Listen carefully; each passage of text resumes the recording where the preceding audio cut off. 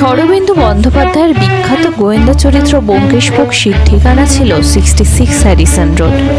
আমরা সবাই সেটা জানি, কিন্তু এই হ্যারিসন রোডটি আসলে কোথায় সেটা কি আপনারা জানেন? চলুন আজকের পর্বে তবে জেনে নেব এই হ্যারিসন রোডেরই গল্প। নমস্কার, চ্যানেল শেখালে কালে অজানাকে জানার সন্ধানে আপনাদের সকলকে স্বাগত। আজকের পর্বটি ভালো লাগলে অবশ্যই লাইক, কমেন্ট ও শেয়ার করবেন, সাথে সাবস্ক্রাইব করে জুড়ে থাকবেন আমাদের সাথে।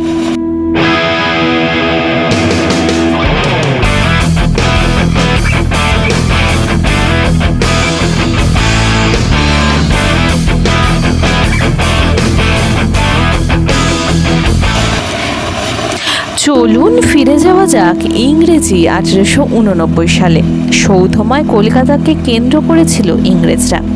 কলকাতাকে যেমন তারা মনের মতো করে গড়ে তুলেছিলেন, আর কোনো নগরী এমন আশীর্বাদ লাভ করেনি।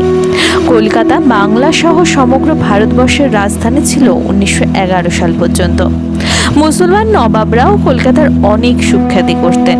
তাদের সময় অবশ্য কলকাতার নাম ছিল আলীনগর। যদিও আধুনিক কলকাতার প্রতিষ্ঠাতা হিসাবে আমরা জোব চার্নক আর ওয়ারেন হেস্টিংসকেই মনে করে থাকি। ইংল্যান্ডের সম্রাট পঞ্চম জর্জ বলেছিলেন, যদিও দিল্লি আমাদের সাম্রাজ্যের রাজধানী, তথাপি কলকাতার গর্ব ও গৌরব কিছুতেই নষ্ট হইবে না। অতএব কলকাতার আধুনিক মনোমুগ্ধকর রূপ যে ব্রিটিশদেরই সৃষ্টি তা সহজেই অনুমান করা যায়। ইংরেজরা যেমন কলকাতাকে সাজিয়েছিলেন, তেমনি নিজেদের স্মৃতি অক্ষত রাখতে তারা শত সহস্র ইংরেজ নামের সাথে জড়িয়েছিলেন কলকাতাকে।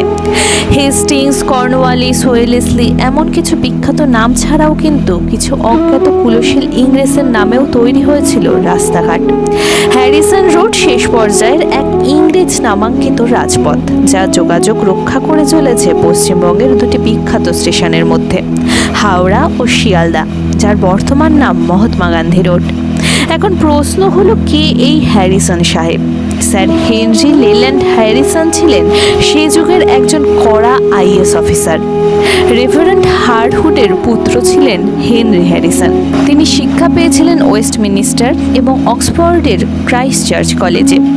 সিভিল সার্ভিস জয়েন করার পর 1860 খ্রিস্টাব্দে তাকে বাংলায় পাঠিয়ে দেওয়া হয়। 1878 খ্রিস্টাব্দে তিনি বোর্ড অফ রেভিনিউ বিভাগের সেক্রেটারি পদে কর্মরত ছিলেন। তিনি কলকাতা পুলিশ কমিশনার এবং কলকাতা পৌরসভার চেয়ারম্যানও ছিলেন। 1892 খ্রিস্টাব্দে 5ই মে চট্টগ্রামে কলেরা আক্রান্ত হয়ে মারা যান হেনরি হ্যারিসন। এই হ্যারিসন সাহেবের নাম অনুসারেই হ্যারিসন রোডের নামকরণ হয়, যার পূর্ব নাম ছিল সেন্ট্রাল রোড।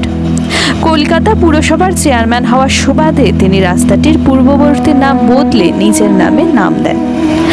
1891 খ্রিস্টাব্দে কলকাতার এই রাস্তাতেই প্রথম ইলেকট্রিক বা বৈদ্যুতিক বাতি বসানো হয়েছিল। এককালে এই হ্যারিসন রোডের দুপাশে অধিকাংশ বাঙালি ব্যবসায়ীদের কাপড়, মশলা, স্টিলের সিন্ধুক, কাগজ এবং মণিহারির দোকান ছিল।